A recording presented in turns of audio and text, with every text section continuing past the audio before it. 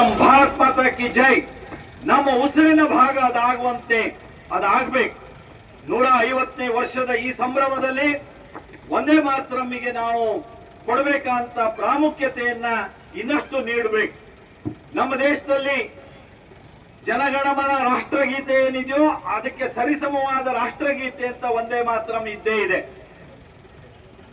ನಾನು ಇತಿಹಾಸವನ್ನ ಮತ್ತೆ ಕೆದಕೋದಕ್ಕೆ ಹೋಗೋದಿಲ್ಲ. ಹಾಗೆ ನೋಡಿದ್ರೆ ಒಂದೇ ಮಾತರಮ್ಮೇ ರಾಷ್ಟ್ರಗೀತೆ ಆಗ್ಬೇಕು ಅನ್ನುವಂತ ಕೂಗು ಬಲವಾಗಿತ್ತು. ಆದ್ರೆ ಅವತ್ತಿನ ನಮ್ಮ ಪೂರ್ವಜರು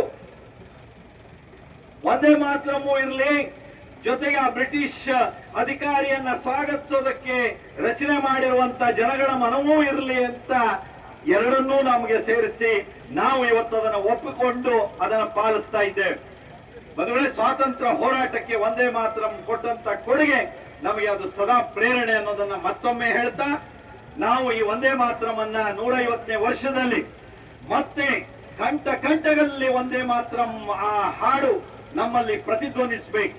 ನಮ್ಮ ಶಾಲೆ ಕಾಲೇಜುಗಳಲ್ಲಿ ಯುವಕರ ಮಧ್ಯೆ, ನಾಡಿನ ಜನರ ಮಧ್ಯೆ ಆ ಒಂದೇ ಮಾತರಂ ಹಾಡು ಕಂಠಸ್ಥವಾಗಿ ಅದು ಮತ್ತೆ ಮೊಳಗಬೇಕು. ಆದ್ರೆ ಆ ಒಂದು ಘೋಷವಾಕ್ಯದಿಂದ ಸರ್ದಾರ್ ವಲ್ಲಭಭಾಯಿ ಪಟೇಲ್ ಅವರು ಭಾರತದ ಏಕೀಕರಣಕ್ಕೆ ಕಾರಣರಾದರು.